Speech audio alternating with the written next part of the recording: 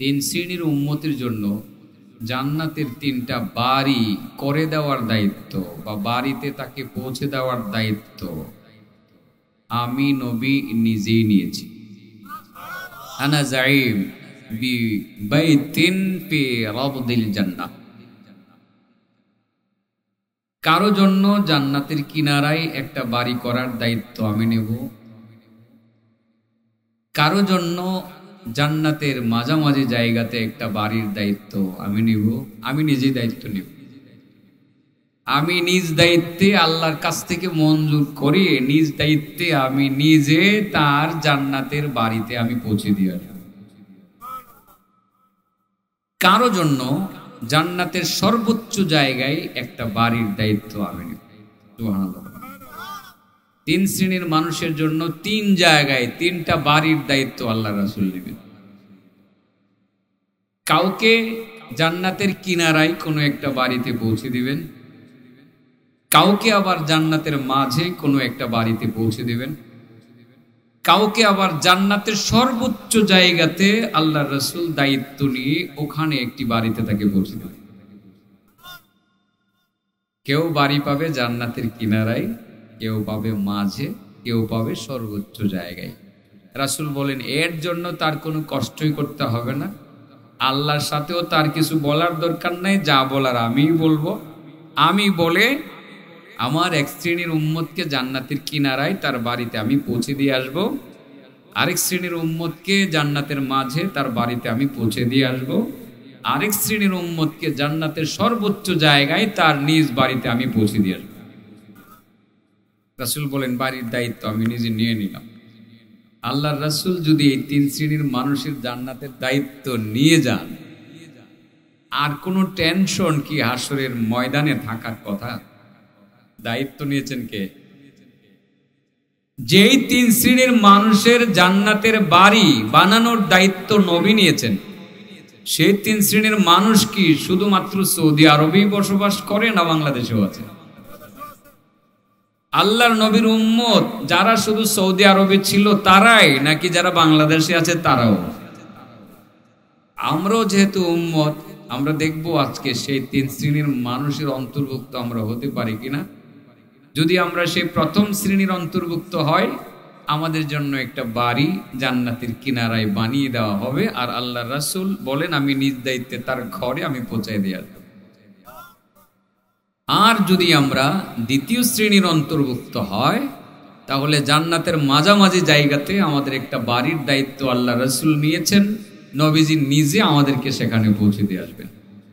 আর যদি এখানকার তৃতীয় শ্রেণীর অন্তর্ভুক্ত হয়, তাহলে জান্নাতের সর্বোচ্চ জায়গাতে একটা বাড়ি, যেই বাড়ির দায়িত্ব নবীজি নিজে নিয়েছেন, সেই বাড়িতে আল্লাহ রাসূল সাল্লাল্লাহু আলাইহি ওয়াসাল্লাম আমাদেরকে নিজে পৌঁছে দিয়ে আসবেন। যেখানেই পায়, আমার কথা হলো আমরা তো সবাই উপরেরটাই চাবো, কিন্তু আমার কথা হলো কোন রকমে যদি আমি খালি কিনারায়ও কেউ বসতে পারি তো আলহামদুলিল্লাহ। ঠিক না? ঠিক। কেউ বাড়ি পাবে কিনারায়, কেউ পাবে মাঝে, কেউ পাবে সর্বোচ্চ জায়গায়। মনে থাকবে কারা পাবে কিনারায়? দায়িত্ব কে নিছেন? আল্লাহর নবী।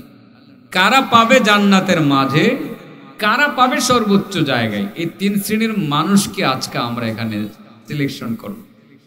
সিলেকশন করতে পারবো? দেখি পারি কিনা। আমরা হয়তোবা এই তিন শ্রেণীর মানুষ এর গুণাবলী বর্ণনা করব, আমরা নিজেরাই বুঝতে পারবো যে আমি কি কিনারায় বাড়ি পাওয়ার যোগ্য, নাকি মাঝে বাড়ি পাওয়ার যোগ্য, নাকি আমি জান্নাতের সর্বোচ্চ জায়গায় বাড়ি পাওয়ার যোগ্য। আমরা নিজেরাই অনুমান করতে পারবো এবং এই মাহফিল থেকে আমরা বুঝতে পারবো ইনশাআল্লাহ। জান্নাতে একটা বাড়ি, হয়তো ভাবতে পারেন যে একটা বাড়ি কয়তলা হবে? 2 তলা একটা বাড়ি হবে, 10-20টা রুম হবে, এরকম আমাদের ধারণা হইতে পারে একটা বাড়ি। আরে বাবা, জান্নাতের একটা বাড়ি তো হবে এই দুনিয়ার 10 দুনিয়ার সমান। সুবহানাল্লাহ। তো আপনি বলবেন এত বড় বাড়ি দরকার নেই, এটা ধোয়া মোছা পরিষ্কার করা বড় ঝামেলা, মেনটেনেন্স করা বড় কঠিন। এই বাংলাদেশেই আপনার যখন বড় কোনো ফ্ল্যাটে আপনি থাকেন, ঢাকা শহরে 3000-4000 স্কোয়ার ফিটের ফ্ল্যাট আছে, 1500 স্কোয়ার ফিটের ফ্ল্যাটে থাকলে 2-3টা কাজের মেয়ে লাগে। এটা মেনটেনেন্স করার জন্য পরিষ্কার করতে হয়, দেখভাল করতে হয়, মুছতে হয়, অনেক কিছু করতে হয়। তো আপনি বলবেন যে এত বড় বাড়িতে কর্ম, মেনটেন্যান্সের লোক পামো কই? এমনি তো কাজের মেয়ে পাওয়া যায় না, আসলে কাজের মেয়ে পাওয়া যায়। আমি বহুদিন যাবত একটা কাজের মহিলা খুঁজতেছি বাসার জন্য, ভালো ধার্মিক একটা কাজের মহিলা পাইলে ঘরটা পরিষ্কার করলো, রান্না বান্নার কাজও হেল্প করলো, আমার মার যত্ন করলো, পাই না? মোটামুটি বেতন কিন্তু একেবারেই কম হবে না, পাওয়া যায় না। তো জান্নাতে কাজের মহিলা আপনি পাবেন কই? চিন্তা করবেন, এত বড় বাড়ি, এটা পরিষ্কার করবো কিভাবে? বাবা, জান্নাতের বাড়ি কি মহিলা হইব? হ্যাঁ, ধুলাবালি আছে, ময়লা আছে, দুর্গন্ধ আছে। খাবার খাওয়ার পরে যে খাবারের জুটা, এখানে জুটা হবে? হ্যাঁ, তরকারি রান্না করতে হবে, রান্না করলে এনে তরকারির ময়লা টয়লা এক জায়গায় ভালায় রাখতে হইতো, ঠিক না ঠিক? মাছ কাটতে হবে? কাটতে হবে না, কিছুই তো করতে হবে না। এবার আপনি গোশত খাইবেন, এই হাড্ডিগুলো কি কোনো একটা ডাস্টবিনে রাখতে হবে? আল্লাহু আকবার। এখানে কাজের লোকের দরকার নাই, এরপরে দেখেন কতগুলো কাজের লোক যে আপনি সেখানে পাইবেন। আসলে সেখানে কাজের লোকের দরকারই নাই, এত বড় বাড়ি, আপনার মেনটেনেন্স তো আপনাকে করতে হবে না। আল্লাহ রব্বে কারীম মেনটেনেন্সের জন্য সেখানে হুর ও গিলমান নিয়োগ দেয়া রাখবেন। প্রত্যেকটা বাড়িতে আপনার জন্য গিলমান অভাব থাকবে না, তাদের পরিষ্কার করতে হবে না, কিছুই করা লাগবে না, আপনার জন্য অনেক কিছু বরাদ্দ থাকবে। এই যে আস্তা একটা উট খাইয়ে ফেলবেন, আপনি আস্তা একটা উট খাইয়ে ফেলবেন, এই উটের শরীর থেকে হাড্ডি আপনি পাবেন ঠিকই, হাড্ডিগুলো আলাদা করবেন, আলাদা করে আপনি সামনে রাখবেন। কতক্ষণ পরে দেখবেন যে উট মানে একটা পাখি উটের সমান হবে আর কি। এই হাড্ডিগুলো আবার আপনার খাওয়া শেষ হওয়ার পরে হাড্ডিগুলো নিজে নিজে আগের মতো পাখি হয়ে গাছের ডালায় বসে গেছে। সুবহানাল্লাহ। ডালা ফেলতে হবে? ফেলতে হবে না। তো আপনি চিন্তা করবেন যে টাথরুমের প্রয়োজন হবে কিনা, হবে না। বাথরুমের দরকার নাই তো সাদিক ভাই, অনেক খাইবেন। আস্তা একটা পাখি, পাখিটা মানে উটের সমান। আল্লাহ রাসূল বলছেন কিসের সমান? আস্তা উটটা খাইয়ে ফেলবেন, ঘোনা করা উট। আরে আমাদের দেশে এই মজা হয় না, সৌদি আরব গেলে আস্তা উট যে রান্না করে, হ্যাঁ আস্তা খাসি যে রান্না করে, খুললে চাকু দিয়ে কাইটটা খাইলে যে কি মজা লাগে, এত মশলা তেল দেয় না এরা, কিন্তু কি যে মজা লাগে, গুস্ত খাইতেই মন চায়। জান্নাতের এই পাখিটা আপনার হবে একটা উটের সমান। আল্লাহ রাসূল সাল্লাল্লাহু আলাইহি সাল্লাম বলেন, আপনি যখন জান্নাতের বিল্ডিং এর জানালার ফাঁকে বসে থাকবেন, সেই জানালার ফাঁক দিয়ে দেখবেন যে একটা বৃক্ষ এইভাবে নড়াচড়া করতে আছে, বাতাসে তার ডালাগুলো হেলতেছে দুলতেছে। এই অবস্থায়, এমত অবস্থায় আপনি তাকিয়ে দেখবেন যে একটা পাখি ডালার মধ্যে বসা আছে। আপনি দেখবেন বাতাসে এই পাখির শরীরের যে পাখাগুলো আছে না, বাতাসে উঠতেছে, ভিতরে চামড়াটা দেখা যায় তেল করতেছে। আপনার দিকে তাকিয়ে পাখি আপনাকে বলবে, আল্লাহর বান্দা তুমি আমারে খাইবা। একটা উটের সমান। কিসের সমান? একটা উটের সমান পাখি খাওয়ান দেব? আপনি কি এত বড় হইবেন? এই সময় কত বড় হইবেন? আদম আলাইহিস সালামের সমান তো। আল্লাহু আকবার। তাইলে এত বড় একজন মানুষের জন্য কি একটা উটের মতো পাখি খাওয়া অসম্ভব নাকি? চড়ুইয়ের মতো মনে হবে, মনে হবে একটা চড়ুই, খালি খায়। খাইতে পারবেন এবার ইনশাআল্লাহ, যদি যাই তারি খাওয়া যে শুরু করবো ইনশাআল্লাহ। অনেক মজার খাওয়ান, আসলে এটাই দরকার বেশি। মরতে তো হবে, খাওয়ান হেডাই খামো বেশি। দুনিয়াতে তো কমই খাই, আসলে বেশি খাই না, খাইলে সয়ও না, কিন্তু ওখানে তো গ্যাস্ট্রিক হবো না খাইলে। এখন খাইলে এমনি বিষ করে। আজকে মুড়ি খাইছি টানাচুর দিয়ে, মনে দীর্ঘদিন যাবৎ খাই না, ছোটবেলা খাইতাম। কাঁচামরিচ মিয়াইয়া খাইছি, এর আবার আদা দিছে, সাথে আবার লেবু কেটটা দিছে, এমন মজা লাগছে। খাইছি, ওই হুজুর রে কইলাম যে হুজুর, মুজিবুর রহমান সাহেব হুজুর খাইলে আপনি অনুমতি দিলে সাক্ষী দেখেন আমি যে খাই লইতেছি, দোয়া করে খাইছি। কিন্তু ভয় একটা কাজ করতেছে, আল্লাহ না জানে আজকে কোন দিকটা এটা ধাক্কা দেয়, বুকে দেয় কিনা, পেটে দেয় কিনা। গ্যাস্ট্রিকের ঝামেলা তো আছেই, কিন্তু জান্নাতে আস্থা একটা উটের মতো পাখি আপনি খাইবেন, সাবায়া খাইয়ে ফেলবেন। কিসের গ্যাস্ট্রিক? আপনার বাথরুমে যাওয়ার দরকার হবে না তো, হালকা একটা ঢেকুর দিবেন মাত্র, ঢেকুর দেওয়ার লগে লগে আস্থা উটের মতো পাখিটা হজম হয়ে যাবে। আর ঢেকুর দিলে বুঝি গন্ধটা অনেক খারাপ আসে, না, মেশকো আম্বরের চেয়েও আরো মায়াবী গ্রান বের হয়ে আসবে। সুবহানাল্লাহ। দরকার আসেনি জান্নাতে যাওয়ার। কেউ বাড়ি পাবে কিনারায়, কেউ পাবে মাইজে, কেউ পাইব সর্বোচ্চ জায়গায়। আমি 3 রাত বাড়ি চাই, আপনারা কয় জায়গা চান? আমি 3 জায়গা চাই। 3 শ্রেণীর মানুষের জন্য 3টা, আমি সেই 3 শ্রেণীর অন্তর্ভুক্ত হতে চাই। আপনারা কি হতে চান? তাইলে তো পাখি খাইতে পারবেন, পাখি খাইতে পারবেন, এটা কিন্তু মনে রাখেন। ও বলছিলাম তেল তেল করতেছে, পাখি আপনার দিকে তাকায় বলবে ভাই তুমি আমারে খাইবা। দেখছো নি আমি তুবা গাছে বসে রয়েছি। তুবা গাছ এমন একটা গাছ যে গাছের মধ্যে হরেক আইটেমের ফল থাকবে। গাছ কিন্তু তুবা, ফল আবার আঙ্গুর, আবার আনার, আবার কমলা, আবার আপেল। আপনি যদি মনে করেন কলা খাইবেন, এই গাছ থেকে কলাও পাইবেন। সুবহানাল্লাহ বলেন। একই গাছে হরেক আইটেমের ফল আপনি সেখানে পাইবেন। এই তুবা গাছ, যেটা চিন্তা করবেন সেটাই পাইবেন এই গাছের মধ্যে। আপনি যদি চিন্তা করেন যে আপেল খাইবেন, কল্পনা করবেন আপেল যেখানে আছে সেই ছড়াটা আপনার মুখের কাছে চলে আসবে। সুবহানাল্লাহ। এবার পাখি বলবে ভাই জানো নি আমি কি খাই? আমি আঙ্গুর খাই, আমি আপেল খাই, আমি কমলা খাই। ও আল্লাহর বান্দা তুমি জান্নাতি, দেখছো নি আমি খাইয়া আমার শরীরটা কত তেল তেলা হয়েছে, তুমি আমারে খাইবানি? আপনি কেমনে খামু? জবাই করবো কেমনে? এটারে রান্না করবো কিভাবে? খাইবানি। আপনি যদি খালি মাথা নাড়ান যে খামো, লগে লগে দেখবেন পাখিটার সামনে দস্তরখানার মধ্যে এসে গুরুন্ডি দিয়ে একেবারে বুনা হয়ে হাজির হয়ে গেছে। দেখতে কিসের মতো? একটা উটের মতো, উটের সমান। আপনি পুরাটা উটের সমান পাখিটা খাইয়ে নেবেন, হজম করে ফেলবেন, হাড্ডিগুলো থুইবেন, খাওয়া দাওয়ার শেষ, হাড্ডিগুলো দেখবেন নড়াচড়া করে আবার পাখি হইয়া গিয়ে গাছের ডালায় বসে গেছে। সুবহানাল্লাহ। সেখানে কোনো হাড্ডি জান্নাতের ভিতরে ফেলে রেখে পরিবেশ নষ্ট করার কোনো সুযোগ নাই, নষ্ট হবে না। কোনো ময়লা পাবেন না সেখানে, কোনো ঝামেলা আপনি সেখানে পাবেন না, ঝামেলা থাকবে না। তো এত বড় বাড়ির মেনটেনেন্স করতে কোনো সমস্যা হবে? একটা ধুলা আপনি বাটি চালান দিলে একটা ধুলা কোনা আপনি সেখানে পাবেন না, কোনো কিছুই পাবেন না। মাকড়সার জাল পাবেন না।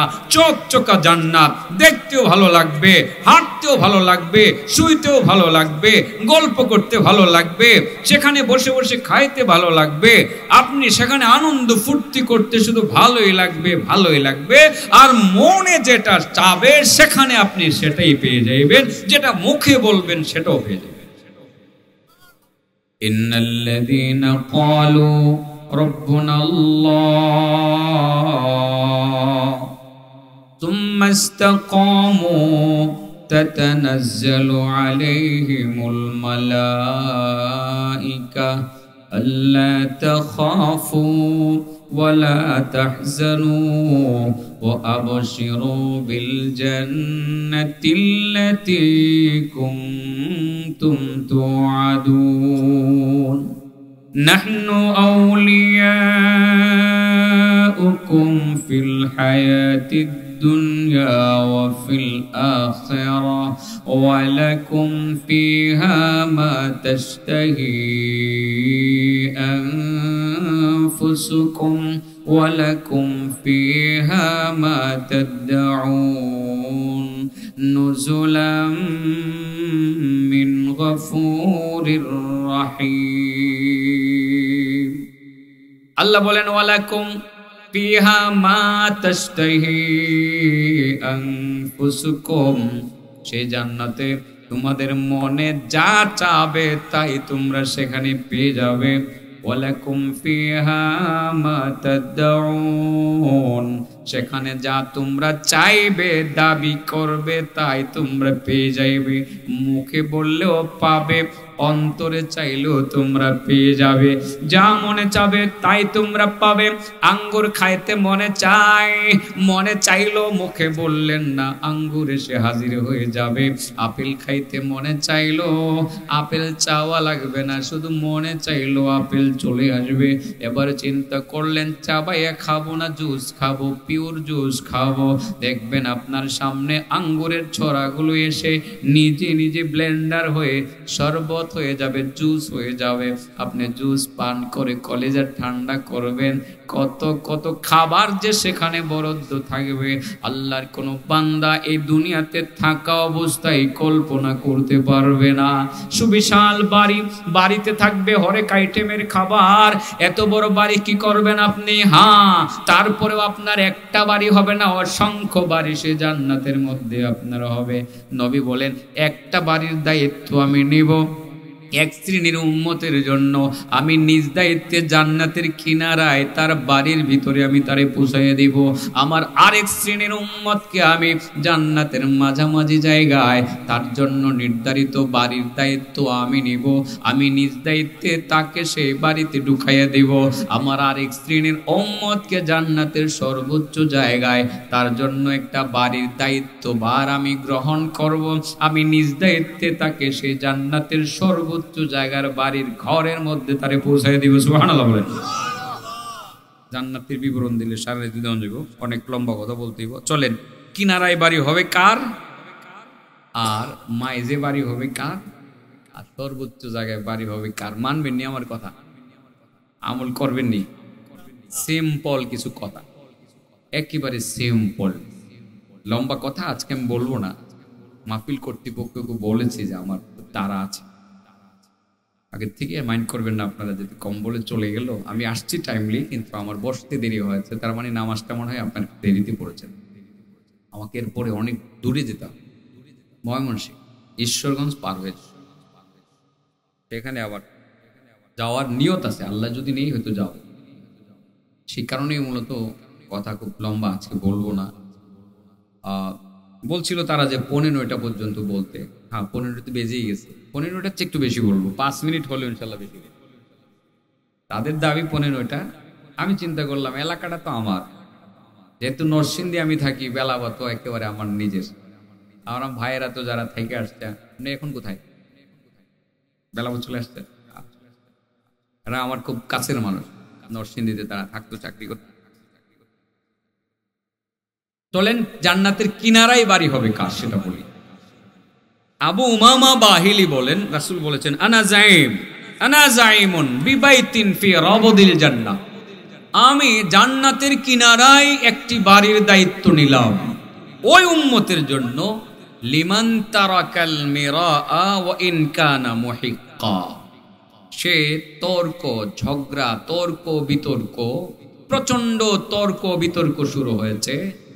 আমার যে উম্মত নিজে সত্য হওয়ার পরেও, নিজে রাইট হওয়ার পরেও তর্ক হচ্ছে, ঝগড়া হবে, ঝগড়া থেকে বাঁচার জন্য, বিশৃঙ্খলা থেকে মানুষকে রক্ষার জন্য নিজে সত্যবাদী হওয়া সত্ত্বেও ইচ্ছাকৃতভাবে যেই ব্যক্তি তর্ক ছেড়ে দিয়ে চলে আসে, প্রচন্ড ঝগড়ার তর্ক চলছে, সত্য কথায় আপনি বলছেন, দেখলেন সত্য কথা বললে সে ঘাউরামি করতে আছে, এই ঘাউরার সাথে আপনি পারছেন না, তাকে বলবেন ভাই সরি, তুমি জিতে যাও, আমি যাচ্ছি। ইচ্ছাকৃতভাবে আমার যে উম্মত এই কনসিডারটা করে, সে নিজে সত্য হওয়ার পরেও তর্কের মধ্যে তর্ক না বাড়িয়ে তর্ক ছেড়ে দিয়ে সরি বা আফওয়ান বলে, দুঃখিত বলে চলে আসে, রাসূল বলেন জান্নাতের কিনারায় তার একটা বাড়ির দায়িত্ব আমি নবী নিজে নিয়ে গেলাম। বিষয়টা কিন্তু বুঝছেন, স্পর্শকাতর এবং গুরুত্বপূর্ণ, অনেক সূক্ষ্ম, অনেক সূক্ষ্ম কিছু কথা নিজেই বুঝবেন, আমি বুঝিয়ে বলবো না। যুগ জমানা অনেক খারাপ, আমাদের চলতে ফিরতে অনেক অসুবিধা। তর্ক, প্রচন্ড তর্ক।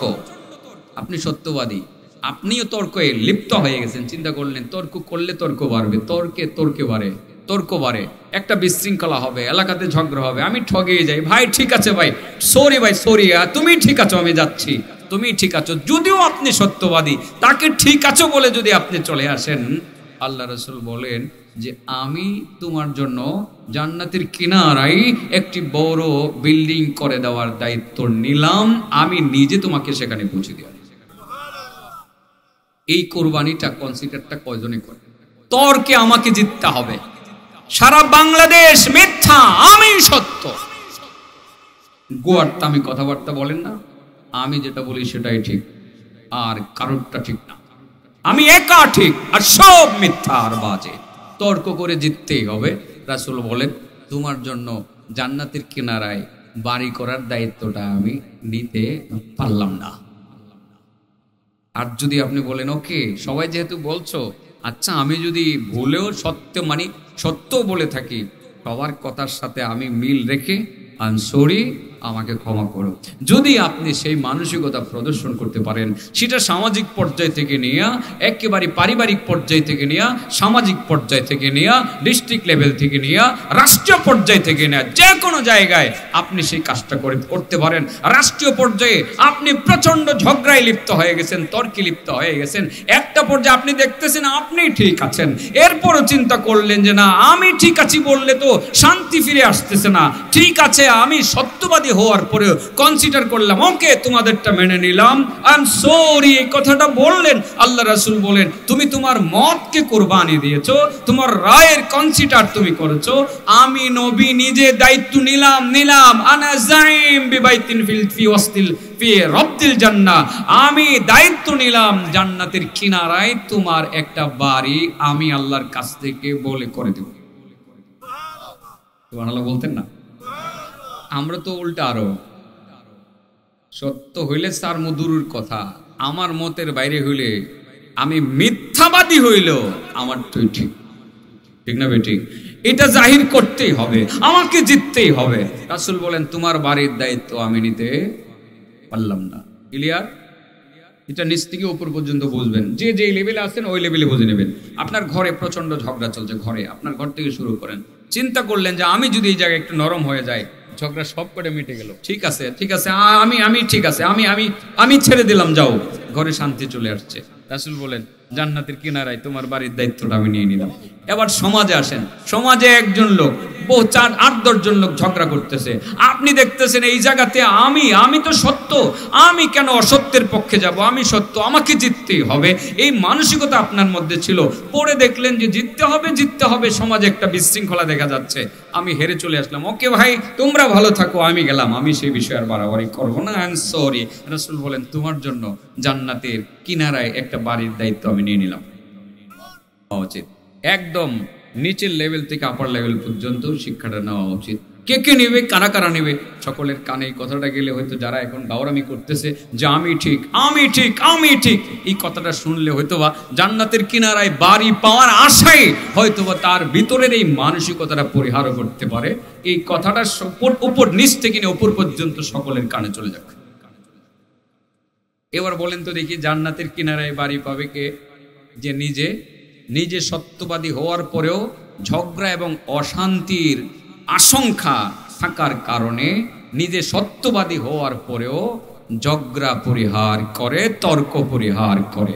এটা অত্যন্ত গুরুত্বপূর্ণ একটি আমল বাবা, এটা করা যায় না অনেক সময়, নিজের ভিতরে এতটা অহমিকা কাজ করে, হ্যাঁ আমি কেন তার কাছে হারবো। রাসূল বলেন না, তুমি হেরে আসো, দায়িত্ব আমার। সুবহানাল্লাহ বলেন, তুমি হেরে আসো, সমাজে শান্তি প্রতিষ্ঠা হোক, তুমি হেরে আসো, দায়িত্ব আমি নিয়ে নিলাম। এটাকে বলা হয় তারকুল মিরা। রাসূল বলেন আনা যাইমুন বিবাইতিন ফি রাবদিল জান্নাহ লিমান তারাকাল মিরা ওয়া ইন কানা মুহিক্কা। রাসূল বলেন যে ব্যক্তি ঝগড়া তর্ক বিতর্ক ছেড়ে দেয় সত্যবাদী হওয়ার পরেও আমি তার জন্য জান্নাতের কিনারায় বড় একটা বিল্ডিং এর দায়িত্ব নিয়ে নিলাম।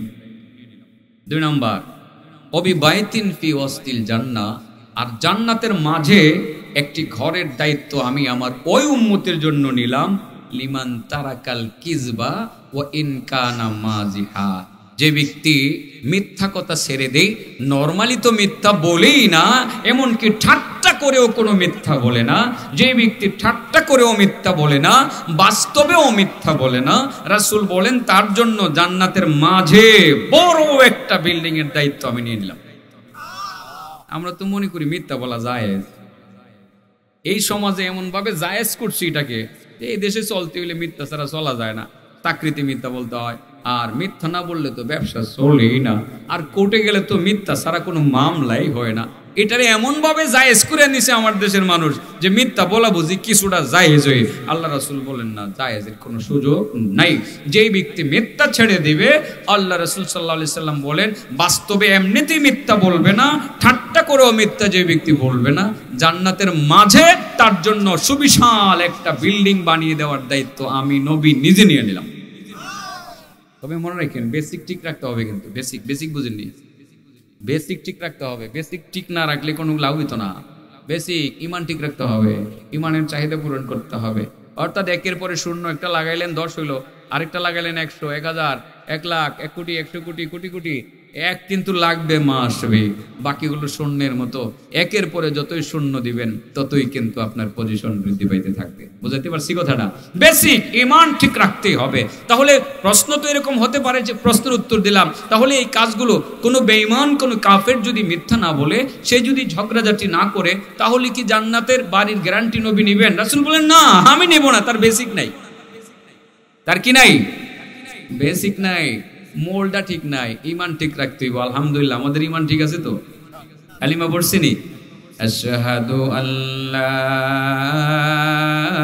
ইলাহা ইল্লাল্লাহু ওয়া আশহাদু আন্না মুহাম্মাদান আবদুহু ওয়া রাসূলুহু। কালিমা পড়ে আমরা মুসলমান হয়েছি। আল্লাহকে এক মানি, নবীকে শেষ নবী মানি, আল্লাহর বান্দা মানি।